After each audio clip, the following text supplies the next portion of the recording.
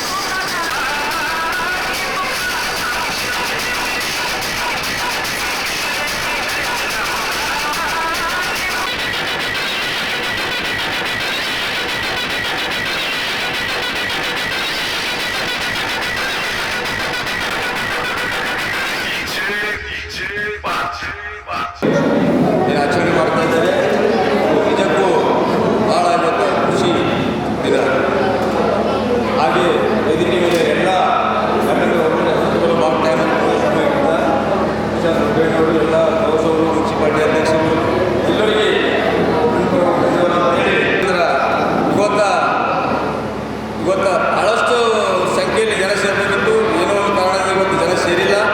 ಮತ್ತು ಇವತ್ತು ಭಾಳ ಅಭಿವೃದ್ಧಿ ಕಾರ್ಯಕ್ರಮ ಆಯೋಜನೆ ಮಾಡಿದ್ದಾರೆ. ನನ್ನ ಮಾತಿಗೆ ತಮಗೆಲ್ಲರಿಗೂ ಮತ್ತೊಮ್ಮೆ ಭೀಮಾ ಕೋರೆಗಾಂವ್ ವಿಜಯೋತ್ಸವದ ಶುಭಾಶಯಗಳು. ಇಡೀ ಜಗತ್ತು ಇವತ್ತು ಹೊಸ ವರ್ಷದ ಒಂದು ಆಚರಣೆ ಮಾಡ್ತಾಯಿದೆ. ಆದರೆ ನಾವು ಇವತ್ತು ಶೌರ್ಯ ದಿವಸದ ಒಂದು ಆಚರಣೆಯನ್ನು ಮಾಡ್ತಾಯಿದ್ದೇವೆ. ನಮ್ಮ ಪೂರ್ವಜರ ಒಂದು ಶೌರ್ಯ ಗಾಥವನ್ನು ಇವತ್ತು ನಾವು ಏನು ಮಾಡ್ತಾಯಿದ್ದೇವೆ ಅಂದರೆ ಹೊಗಳ್ತಾ ಇದ್ದೇವೆ. 1818 ಜನವರಿ 1ನೇ ತಾರೀಕು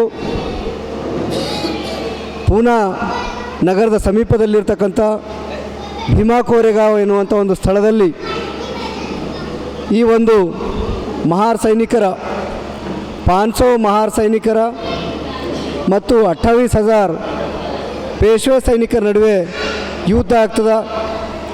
ಇದಕ್ಕೆ ಮುಖ್ಯ ಕಾರಣ ಏನು ಅಂದ್ರೆ ನಮ್ಮ ಮಹಾರ್ ಸೈನಿಕರಿಗೆ ಮೊದಲು ಸೈನ್ಯದಲ್ಲಿ ತಗೊಳ್ತಾ ಇದ್ದರು.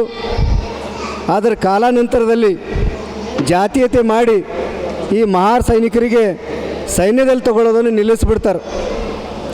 ಅದಕ್ಕೆ ನಮ್ಮ ಮಹಾರ್ ಸೈನಿಕರು ಅವತ್ತಿನ ಛತ್ರಪತಿ ಶಾಹು ಮಹಾರಾಜರು ಅವ್ರು ಚಿಕ್ಕವರು ಇರ್ತಾರೆ. ಆ ಸಂದರ್ಭದಲ್ಲಿ ಪೇಶ್ವೆಗಳ ಒಂದು ಕೈಯಲ್ಲಿ ಆಡಳಿತ ಹೋಗ್ತದೆ. ಅಂಥ ಸಂದರ್ಭದಲ್ಲಿ ನಮ್ಮ ಮಹಾರ್ ಸೈನಿಕರು ಆ ಪೇಶ್ವೆ 2ನೇ ಬಾಜಿರಾವನ ಹತ್ತಿರ ಹೋಗಿ ನಮಗೆ ಸೈನ್ಯದಲ್ಲಿ ತಗೋರಿ ಅಂತೇಳಿ ಕೇಳ್ಕೊಳ್ತಾರೆ. ಆವಾಗ ಅವು 2ನೇ ಬಾಜಿರಾವ್ ಇರ್ತಕ್ಕಂಥ ರಾಜ ಏನು ಮಾಡ್ತಾನಂದ್ರೆ, ನಿಮ್ಮ ಒಂದು ಜನಗಳಿಗೆ ನೀವು ಪ್ರಾಣಿಗಳಿಗಿಂತ ಕಡೆ ಇದ್ದೀರಿ, ನೀವು ಮಹಾರ್ ಸೈನಿಕರು, ನೀವು ನಮಗೆ ಹೆಂಗೆ ಕೇಳಕ್ಕೆ ಬಂದಿರಿ? ಆ ನಾಯಿಗಳಿಗಿರುವಷ್ಟು ಒಂದು ಮೌಲ್ಯ, ಆ ಶ್ವಾನಗಳಿಗಿರುವಂಥ ಒಂದು ಮೌಲ್ಯ ನಿಮಗಿಲ್ಲ. ಆದ್ದರಿಂದ ನಾವು ನಿಮಗೆ ನಮ್ಮ ಸೈನ್ಯದಲ್ಲಿ ತಗೊಳ್ಳಲ್ಲ ಅಂಥೇಳಿ ಇವ್ರಿಗೆ ಏನು ಮಾಡ್ತಾರೆ ಅಂದರೆ ತಿರಸ್ಕಾರ ಭಾವನೆಯಿಂದ ಇವನಿಗೆ ಸೈನ್ಯದಲ್ಲಿ ತಗೊಳ್ಳಾರ್ದೆ ವಾಪಸ್ ಕಳಿಸ್ಬಿಡ್ತಾರೆ. ಆವಾಗ ಮಹಾರ್ ಸೈನಿಕರು ಬ್ರಿಟಿಷರ ಒಂದು ಸಾಮ್ರಾಜ್ಯ ಒಂದು ಸೈನ್ಯದಲ್ಲಿ ಸೇರಿಕೊಂಡು 1817 ಡಿಸೆಂಬರ್ 31ನೇ ತಾರೀಕು ಬ್ರಿಟಿಷ್ ಸೈನ್ಯದಲ್ಲಿ ಸೇರಿಕೊಂಡು ಮರಾಠ ಸೈನ್ಯದಲ್ಲಿ ಅವ್ರ ಜೊತೆ ಹೋರಾಡೋದಕ್ಕೋಸ್ಕರ ಮುಂಬೈಯಿಂದ ರಾತ್ರಿ 9 ಗಂಟೆಗೆ ಬರಿಗಾಲಲ್ಲಿ ಬಿಟ್ಟು ಅವ್ರ ಕಾಲಲ್ಲಿ ಚಪ್ಪಲ್ ಇರಲ್ಲ, ಏನಿರಲ್ಲ, ಅವ್ರ ಹತ್ತಿರ ಇರ್ತಕ್ಕಂಥ ತಲವಾರು ಅದೆಲ್ಲ ತೊಗೊಂಡು ಏನೇನು ಶಸ್ತ್ರಾಸ್ತ್ರಗಳಿರ್ತಾವೆ ಅದೆಲ್ಲ ತೊಗೊಂಡು ಮುಂಬೈನಲ್ಲಿರ್ತಕ್ಕಂಥ ಶಿರೂರದಿಂದ ರಾತ್ರಿ 9 ಗಂಟೆಗೆ ಬರಿಗಾಲಿನಿಂದ ನಡ್ಕೊತ ಬರ್ತಾರೆ. ಅವರು ಬರಿಗಾಲಿನಿಂದ ನಡ್ಕೊತ ಬಂದಾಗ ಮುಂಜಾನೆ 8ರಿಂದ 9 ಗಂಟೆ ತನಕ ಅವ್ರು ಎಲ್ಲಿ ಬರ್ತಾರೆ ಅಂದರೆ ಭೀಮಾ ಕೋರೆಗಾಂವ್ಗೆ ಬರ್ತಾರೆ. ಭೀಮಾ ಕೋರೆಗಾಂವ್ಗಿಂತ ಬರೋದಕ್ಕಿಂತ ಮುಂಚೆದಲ್ಲಿ ಅಲ್ಲೇ ಒಂದು ಊರದ, ಅದು ಯಾವುದು ಅಂದ್ರೆ ಬುದ್ರುಕ್ ಅನ್ನುವಂಥ ಒಂದು ಊರದ. ಆ ಊರಲ್ಲಿ ಸಂಭಾಜಿ ಮಹಾರಾಜರದ್ದು ಏನದ ಸಮಾಧಿ ಅದ. ಆ ಸಂಭಾಜಿ ಮಹಾರಾಜರ ಸಮಾಧಿಗೆ ನಮ್ಮ ಈ 500 ಮಹಾರ್ ಸೈನಿಕರು ಏನು ತಗೊಳ್ತಾರೆ ಅಂದರೆ ಅವ್ರದ್ದು ದರ್ಶನ ಮಾಡ್ತಾರೆ. ಅಲ್ಲಿ ಆ ಬುದ್ರುಕ್ನಲ್ಲಿ ಸಂಭಾಜಿ ಮಹಾರಾಜರದ್ದೇನು ಇದು ಸಮಾಧಿ ಇರ್ತದೆ. ಆ ಸಮಾಧಿ ಎಲ್ಲದ ಅಂದ್ರೆ ಯಾವ ಕಾಲೋನಿ ಎಲ್ಲದ ಅಂದ್ರೆ ಇವತ್ತಿನ ಮಹಾರ್ ದಲಿತರ ಕಾಲೋನಿಯಲ್ಲೇ ಸಂಭಾಜಿ ಮಹಾರಾಜರ ಸಮಾಧಿ ಅದ. ಯಾಕಲ್ಲಿ ಸಮಾಧಿ ಅದ ಅಂದ್ರೆ ಅವಾಗ ಔರಂಗಜೇಬು ಸಂಭಾಜಿ ಮಹಾರಾಜಗ ಹೊಡೆದು ತುಕಡಿ ಮಾಡಿ ಅದೇ ಭೀಮಾ ಕೋರೆಗಾಂವ್ ನದಿ ನೀರಿನಲ್ಲಿ ಬಿಸಾಕಿದ್ರ ಆ ಮಹಾರಾಜರದು ಸಂಭಾಜಿ ಮಹಾರಾಜರದು ಶವ ಹರ್ಕೊತ್ ಬಂದಿರ್ತದೆ. ನೀರಲ್ಲಿ ಹರ್ಕೊತ್ ಬಂದಾಗ ನಮ್ಮ ಹೆಣ್ಮಗಳು ಜನಾಬಾಯಿ ಅಂಥೇಳಿ ಅವಳು ನದಿಗೆ ತೊರೆಗೆ ಏನು ಮಾಡ್ತಾಳೆ, ಬಟ್ಟೆ ಒಗಿಲಿಕ್ಕೆ ಹೋಗ್ತಾಳೆ. ಬಟ್ಟೆ ಒಗಿಲಿಕ್ಕೆ ಹೋದಾಗ ಆ ಸಂಭಾಜಿ ಮಹಾರಾಜರ ಶವ ನೋಡ್ತಾಳೆ. ನೋಡಿ ಇದು ಯಾವುದೋ ಮಹಾರಾಜರ ಶವ ಅದ, ಇಂಥ ಒಂದು ಒಳ್ಳೆಯ ಬಟ್ಟೆ ಅದೆಲ್ಲ ಧರಿಸಿದಂಥ ಒಂದು ಶವ ಅದ. ಅದಕ್ಕಿಂತ ಮೊದಲು ಔರಂಗಜೇಬ್ ಏನು ಮಾಡ್ತಾನಂದ್ರೆ ಆ ಸಂಭಾಜಿ ಮಹಾರಾಜರಿಗೆ ಹೊಡೆದು ಯಾರಾದರೂ ಈ ಹೆಣಕ್ಕೆ ಒಂದು ವೇಳೆ ಮುಟ್ಟಿದಿರಿ ಅಂದ್ರೆ ಅವರಿಗೂ ಕೂಡ ಇದೇ ಗತಿ ಆಗ್ತದೆ ಅಂಥೇಳಿ ಅಲ್ಲೆಲ್ಲ ಡೊಂಗುರು ಹಾಕ್ಸಿರ್ತಾರೆ.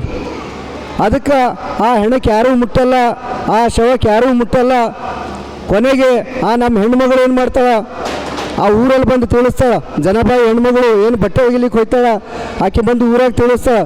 ನೋಡ್ರಿ ಅಲ್ಲಿ ಸಂಭಾಜಿ ಮಹಾರಾಜರದ್ದು ಏನದ ಶವ ಅದ, ನದಿ ನೀರಿನಾಗ ಹರ್ಕೊಂಡು ಹೊಂಟದ, ಅದಕ್ಕೆ ತುಕಡಿ ಮಾಡಿದ್ದದ.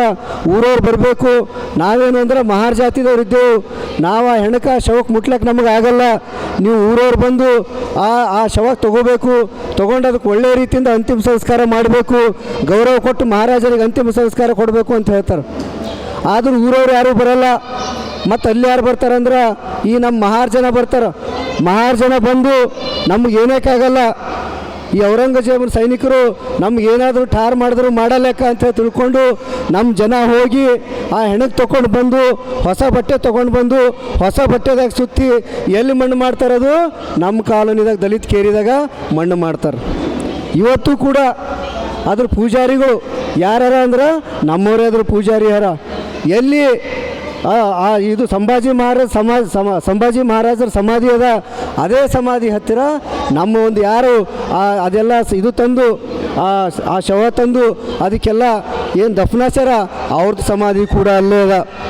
ಅದಕ್ಕೆ ಮುಂಬೈನಲ್ಲಿ ಅವತ್ತು ಮಹಾರ್ ಸೈನಿಕರು 500 ಸೈನಿಕರು ಭೀಮಾ ಕೋರೆಗಾಂವ್ಗೆ ಬರೋದಕ್ಕಿಂತ ಮುಂಚೆ ಆ ಸಮಾಧಿಗೆ ಹೋಗಿ ಅಲ್ಲಿ ಅವ್ರಿಗೆ ಶರಣ ಮಾಡಿ ಎಲ್ಲಿಗೆ ಬರ್ತಾರೆ, ಭೀಮಾ ಕೋರೆಗಾಂವ್ಗೆ ಬರ್ತಾರೆ.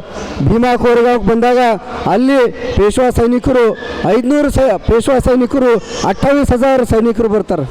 ಅವಾಗ ನಮ್ಮದು 500 ಸೈನಿಕರು ಇರ್ತಾರೆ, ಇಬ್ಬರ ನಡುವೆ ಯುದ್ಧ ಆಗ್ತದೆ. ಯುದ್ಧ ಆದಾಗ ನಮ್ಮ 500 ಸೈನಿಕರು 28,000 ಮಂದಿಗೆ ಹೊಡೆದು ಓಡಿಸ್ಬಿಡ್ತಾರೆ. ಅದ್ರಾಗ ನಮ್ಮ ಮಹಾರ್ ಸೈನಿಕರು ಸತ್ತು ಹೋಗ್ತಾರೆ. ಅದ್ರ ಯುದ್ಧ ಮಾಡಿದಂಥ ನಾಯಕ ಯಾರು ಅಂದ್ರೆ ನಮ್ಮದೇ ಆದಂಥ ನಾಯಕ ಸಿದ್ದನಾಯಕ ಅವ್ರ ನೇತೃತ್ವದಲ್ಲಿ 500 ಮಹಾರ್ ಸೈನಿಕರು 28,000 ಪೇಶ್ವಾ ಸೈನಿಕರಿಗೆ ಹೊಡೆದು ಓಡಿಸ್ತಾರೆ. ಆ ಓಡಿಸಿದಂಥ ನೆನಪಿಗೋಸ್ಕರ 1818ರಲ್ಲಿ ಯುದ್ಧ ಆಗ್ತದೆ.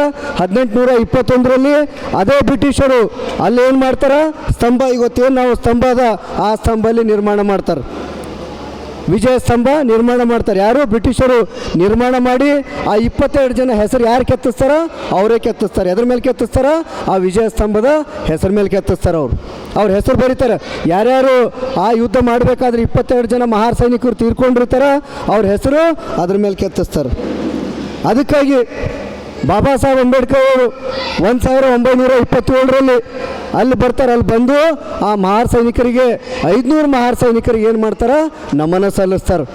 ಅವರು ಪ್ರತಿ ವರ್ಷ ಜನವರಿ 1ನೇ ತಾರೀಕು ಅವ್ರು ಎಲ್ಲೇ ಇದ್ದರೂ ಕೂಡ ಅಲ್ಲಿ ಭೀಮಾ ಕೋರೆಗಾಂವ್ಗೆ ಬಂದು ಅಲ್ಲಿ ಏನು ಮಾಡ್ತಾರೆ, ಅಲ್ಲಿ ಅದಕ್ಕೆ ನಮನ ಸಲ್ಲಿಸ್ತಾರೆ.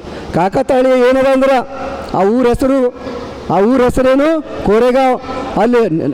ಅಲ್ಲೇನು ನದಿ ಅದ, ಅದು ಯಾವುದು ಭೀಮಾ ನದಿ ಅದ. ಅದಕ್ಕೆ ಏನಂತ ಕರೀತಾರೆ, ಭೀಮಾ ಕೋರೆಗಾಂವ್ ಅಂತೇಳಿ ಕರೀತಾರೆ. ಬಾಬಾ ಸಾಹೇಬ್ರ ಹೆಸರು ಮೇಲೆ ಭೀಮಾ ಕೋರೆಗಾಂವ್ ಅಂಥೇಳಿ ಇವತ್ತು ಪ್ರಸಿದ್ಧ ಅದ.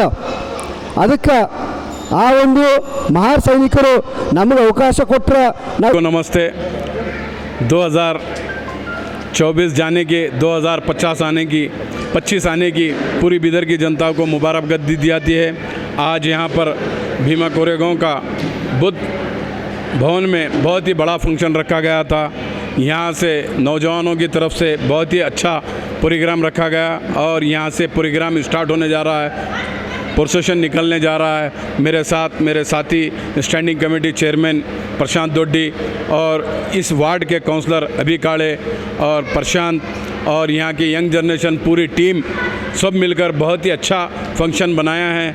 और आज जो भी प्रोग्राम्स हो रहे हैं, भीमा कोरेगांव के 207 विजय उत्सव मनाया जा रहा है और बहुत सारी इसके बारे में हिस्ट्री है, जो कि एक मिसाल है, जो कि कुछ लोग मिलकर हज़ारों लोगों को शिकस्त दिए। सो उसमें बहुत सारा इतिहास पढ़ा गया है, लिखा गया है, ये सब लोगों को समझना है। मगर कुछ लोग इसको एक्सप्लेन करने में थोड़ा सा 19-20 कर रहे हैं। हम सब मिलकर एक होकर इस देश का भविष्य बढ़ाना है और सब एक होकर काम करना है। ये बहुत सा बड़ा दिन है, क्योंकि कुछ लोग मिलकर हज़ारों लोगों को शिकस्त दिए, ये मामूली बात नहीं है। उनका वहाँ पर नाम लिखा हुआ है।